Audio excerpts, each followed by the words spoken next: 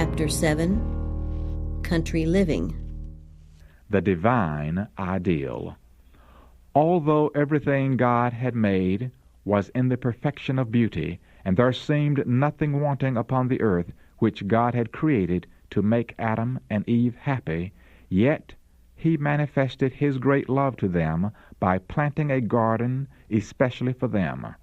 A portion of their time was to be occupied in the happy employment of dressing the garden, and a portion in receiving the visits of angels, listening to their instruction in happy meditation.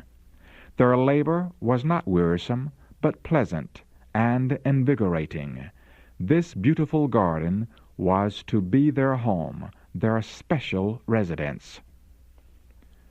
Spiritual Gifts, Book 3, page 34, 1864. What were the conditions chosen by the Infinite Father for His Son? A secluded home in the Galilean hills, a household sustained by honest, self-respecting labor, a life of simplicity, daily conflict with duty and hardship, self-sacrifice, economy, and patient, gladsome service, the hour of study at His mother's side with the open scroll of Scripture, the quiet of dawn or twilight in the green valley, the holy ministries of nature, the study of creation and providence, and the soul's communion with God. These were the conditions and opportunities of the life of Jesus. Ministry of Healings, pages 365 and 366, 1905. Away from the cities. Get out of the cities as soon as possible and purchase a little piece of land where you can have a garden, where your children can watch the flowers growing and learn from them lessons of simplicity and purity. Selected Messages, Book 2, page 356, 1903. Out of the cities is my message at this time. Be assured that the call is for all people to locate miles away from the large cities. One look at San Francisco as it is today would speak to your intelligent minds, showing you the necessity of getting out of the cities. The Lord calls for His people to locate away from the cities, for in such an hour as ye think not, fire and brimstone will be rained from heaven upon these cities. Proportionate to their sins will be their visitation.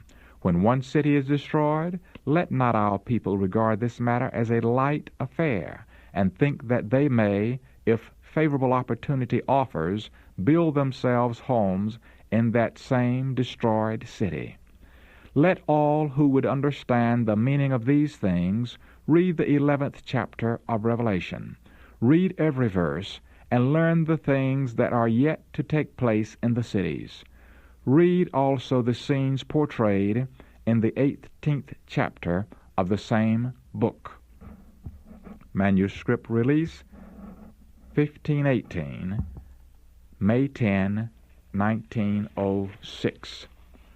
Fathers and mothers who possess a piece of land and a comfortable home are kings and queens. Adventist Home, page 141, 1894. Cities to be worked from outpost. As God's commandment-keeping people, we must leave the cities. As did Enoch, we must work in the cities, but not dwell in them.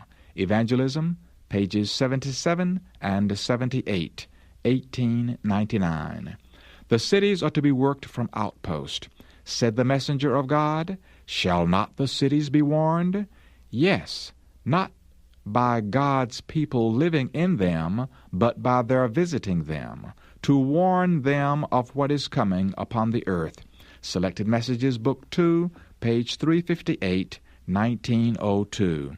For years I have been given special light that we are not to center our work in the cities. The turmoil and confusion that fill these cities, the conditions brought about by the labor unions and the strikes, will prove a great hindrance to our work. Testimonies, Volume 7, page 84, 1902. When iniquity abounds in a nation, there is always to be heard some voice giving warning and instruction, as the voice of Lot was in Sodom. Yet Lot could have preserved his family from many evils had he not made his home in this wicked, polluted city. All that Lot and his family did in Sodom could have been done by them even if they had lived in a place some distance away from the city. Evangelism, page 78, 1903. For the present, some will be obliged to labor in Chicago, but these should be preparing, working centers in rural districts from which to work the city. The Lord would have his people looking about them and securing humble, inexpensive places as centers for their work, and from time to time larger places will come to their notice, which they will be able to secure at a surprisingly low price. Evangelism, page 402, 1906. Rich blessings in a natural environment. We say again, out of the cities. Do not consider it a great deprivation that you must go into the hills and mountains, but seek for that retirement where you can be alone with God, and to learn his will and way. I urge our people to make it their life work, to seek for spirituality. Christ is at the door. This is why I say to our people, do not consider it a privation when you are called to leave the cities and move out into the country places. Here there await rich blessings for those who will grasp them. By beholding the scenes of nature, the works of the Creator, by studying God's handiwork, imperceptibly you will be changed into the same image. Selected Messages, Book 2, pages 355 and 356, 1908. Character development easier in the country. Parents flock with their families to the cities because they fancy it easier to obtain a livelihood there than in the country. The children, having nothing to do when not in school, obtain a street education. From evil associates, they acquire habits of vice and dissipation. Testimonies, Volume 5, page 232, 1882. Send the children to schools located in the city, where every phase of temptation is waiting to attract and demoralize them, and the work of character building is tenfold harder for both parents and children. Fundamentals of Christian Education, page 326, 1894.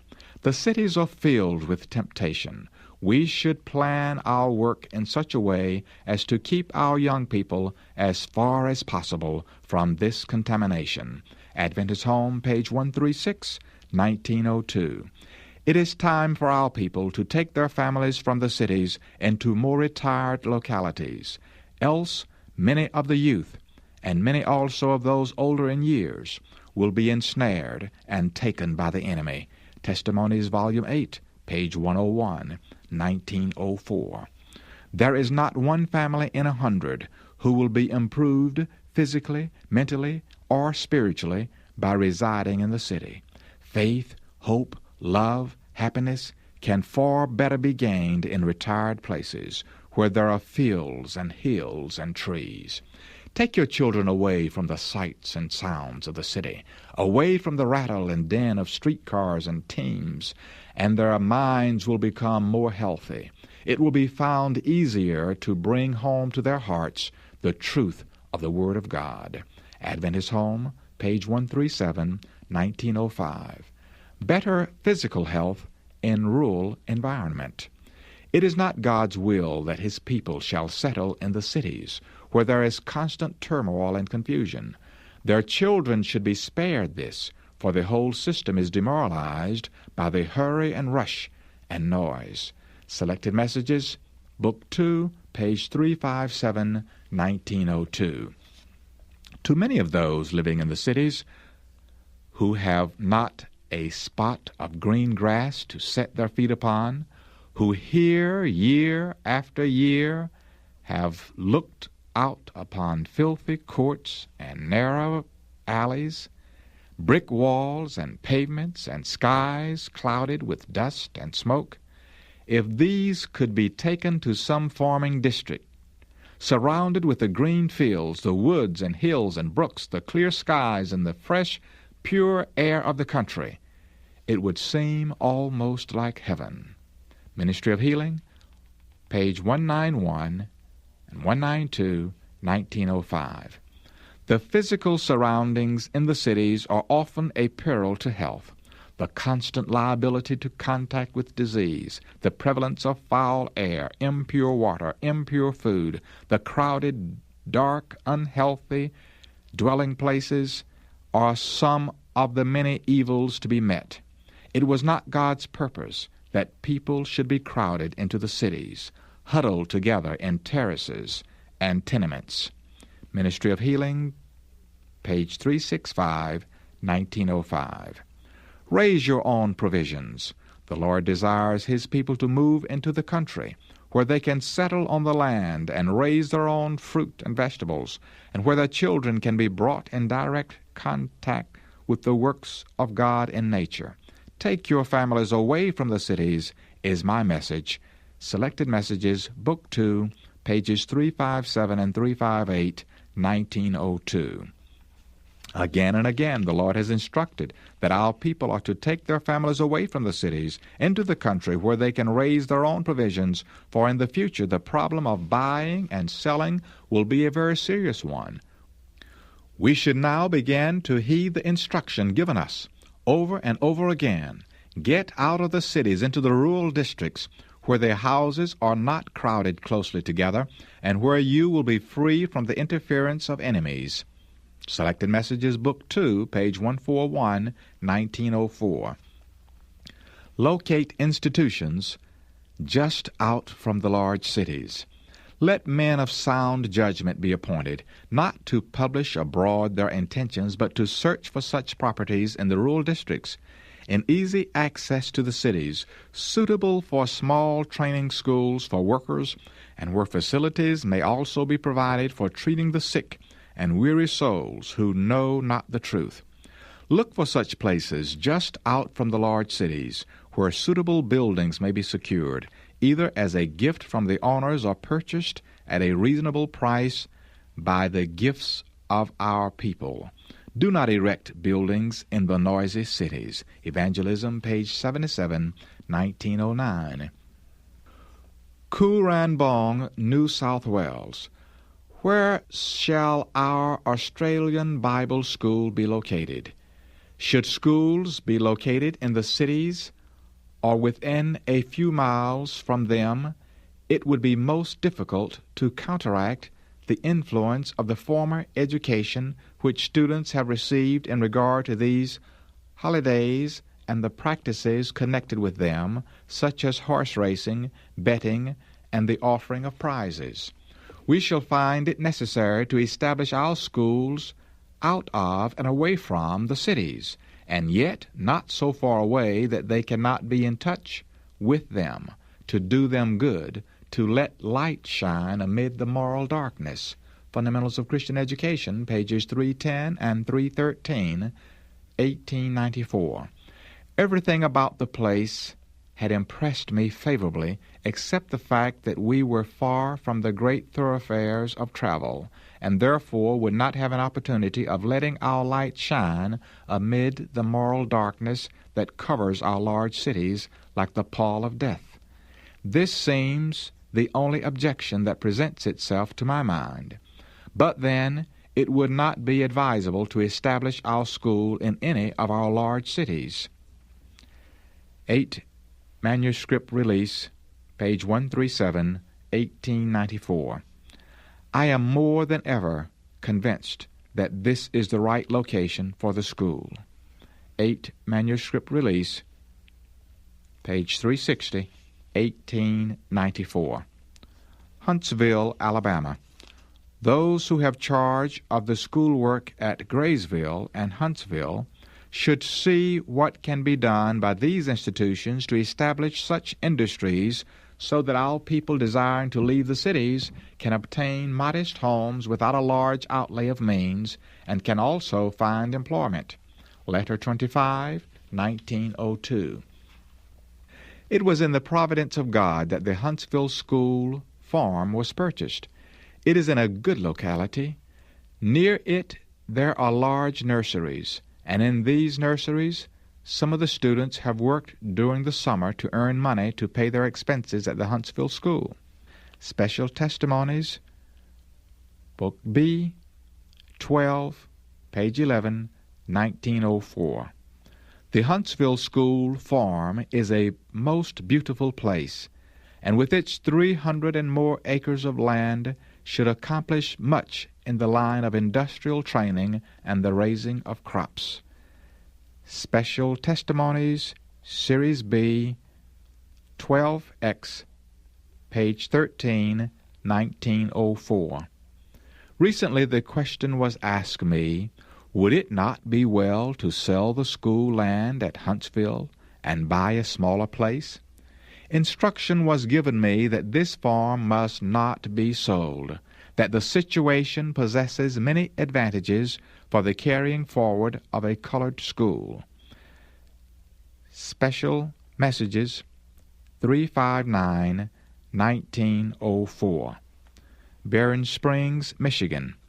I hear that there is some thought of locating the school at Berrien Springs in the southwest of Michigan. I am much pleased with the description of this place. In such a place as Berrien Springs, the school can be made an object lesson, and I hope that no one will interpose to prevent the carrying forward of this work. 4 Manuscript Release, page 407, July 12, 1901. The good hand of the Lord has been with our people in the selection of a place for the school. This place corresponds to the representations given me as to where the school should be located. It is away from the cities, and there is an abundance of land for agricultural purposes, and room so that houses will not need to be built one close to another.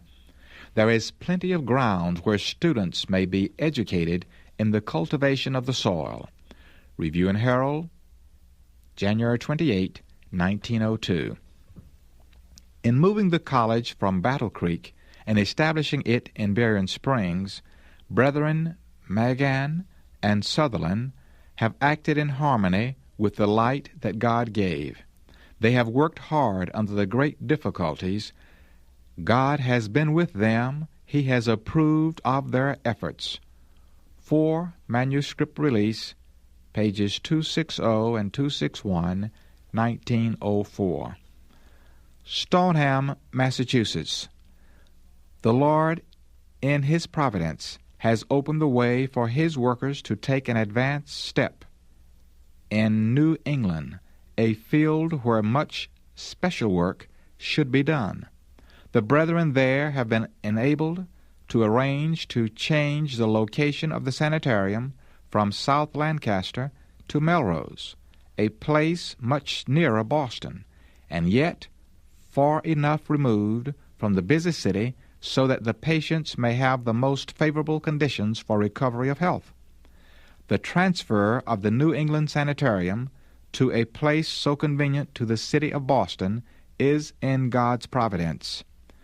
When the Lord sets His hand to prepare the way before us, God forbid that any should stand back, questioning the wisdom of going forward or refusing to give encouragement and help. The removal of the New England Sanitarium from South Lancaster to Melrose has been presented to me as being directed by the Lord. Special Testimonies, Series B, 13, page 3, 1902. Tacoma Park, Washington, D.C. The location that has been secured for our school and sanitarium is all that could be desired.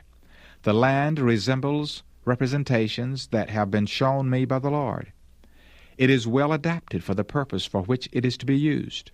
There is on it ample room for a school and sanitarium without crowding either institution. The atmosphere is pure and the water is pure. A beautiful stream runs right through our land from north to south.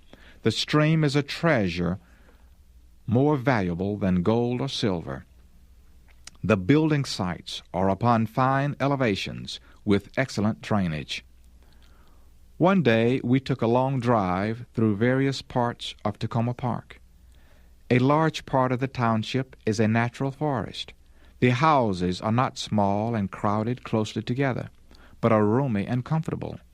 They are surrounded by thrifty second-growth pines, oaks, maples, and other beautiful trees. The owners of these homes are mostly businessmen, many of them clerks in the government offices in Washington. They go to the city daily, returning in the evening to their quiet homes. A good location for the printing office has been chosen, within easy distance of the post office, and a site for a meeting house also has been found. It seems as if Tacoma Park has been specially prepared for us, and that it has been waiting to be occupied by our institutions and their workers. Signs of the Times, June 15, 1904. The Lord has opened this matter to me decidedly. The publishing work that has been carried on in Battle Creek should for the present be carried on near Washington. If after a time the Lord says, "Move away from Washington," we are to move. Review and Herald, August 11, 1903. Madison, Tennessee. I was surprised when in speaking of the work they wished to do in the South, they spoke of establishing a school in some place a long way from Nashville. From the light given me, I knew that this would not be the right thing to do, and I told them so. The work that these brethren, E.A. Sutherland and P.T.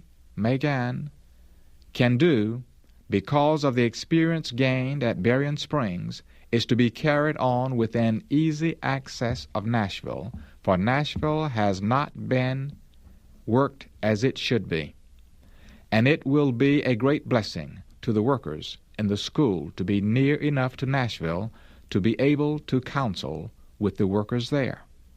In searching for a place for the school, the brethren found a farm of 400 acres for sale about 9 miles from Nashville. The size of the farm, its situation, the distance that it is from Nashville, and the moderate sum for which it could be purchased seemed to point it out as the very place for the school work. We advised that this place be purchased. I knew that all the land would be ultimately needed. Review and Herald, August 18, 1904. Mountain View, California. Instruction has also been given that the Pacific Press should be moved from Oakland. As the years have passed by, the city has grown, and it is now necessary to establish the printing plant in some more rural place, where land can be secured for the homes of the employees. Those who are connected with our offices of publication should not be obliged to live in the crowded cities. They should have opportunity to obtain homes where they will be able to live without requiring high wages. Fundamentals of Christian Education, page 492, 1904. Mountain View is a town which has many advantages. It is surrounded by beautiful orchards. The climate is mild, and fruit and vegetables of all kinds can be grown. The town is not large, yet it has electric lights, mail carriers, and many other advantages usually seen only in cities. Letter 141, 1904. Some have wondered why our office of publication should be moved from Oakland to Mountain View. God has been calling upon His people to leave the cities. The youth who are connected with our institutions should not be exposed to the temptations and the corruption to be found in the large cities. Mountain View has seemed to be a favorable location for the printing office. Country Living, page 29, 1905. Loma Linda, California. We thank the Lord that we have a good sanitarium at Paradise Valley, 7 miles from San Diego, a sanitarium at Glendale, 8 miles from Los Angeles, and a large, beautiful place at Loma Linda, 62 miles east from Los Angeles and close to Redlands, Riverside, and San Bernardino. The Loma Linda property is one of the most beautiful sanitarium sites I have ever seen. Loma Linda Messages, page 141, 1905. Loma Linda is a place that the Lord has especially designated as a center for the training of medical missionaries. Letter number 188, 1907. Here there are wonderful advantages for a school. The farm, the orchard, the pasture land, the large buildings, the ample grounds, the beauty, all are a great blessing. Loma Linda Message, number 310, 1907. This place, Loma Linda, has wonderful advantages, and if those who are here will faithfully avail themselves of the advantages to become true medical missionaries, they will let their light shine forth to those that are around them. We must seek God daily for His wisdom to be imparted to us. Letter number 374, 1907. Here we have ideal advantages for a school and for a sanitarium. Here are advantages for the students and great advantages for the patients. I have been instructed that here we should have a school, conducted on the principles of the ancient schools of the prophets. Physicians are to receive their education here. Medical Ministry, pages 75 and 76, 1907. Angwin, California. As I have looked over this property, I pronounce it to be superior in many respects. The school could not be located in a better spot. It is 8 miles from St. Helena and is free from city temptations. In time, more cottages will have to be built for the students, and these students themselves can erect under the instruction of capable teachers. Timber can be prepared right on the ground for this work, and the students can be taught how to build in a creditable manner. We need have no fear of drinking impure water, for here it is supplied freely to us from the Lord's treasure house. I do not know how to be grateful enough for these many advantages. We realize that the Lord knew what we needed and that it is His providence that brought us here. God wanted us here, and He has placed us here. I was sure of this as I came on these grounds. I believe that as you walk through these grounds, you will come to the same decision, that the Lord designated this place for us. One manuscript release, pages 340, 341, and 343, 1909.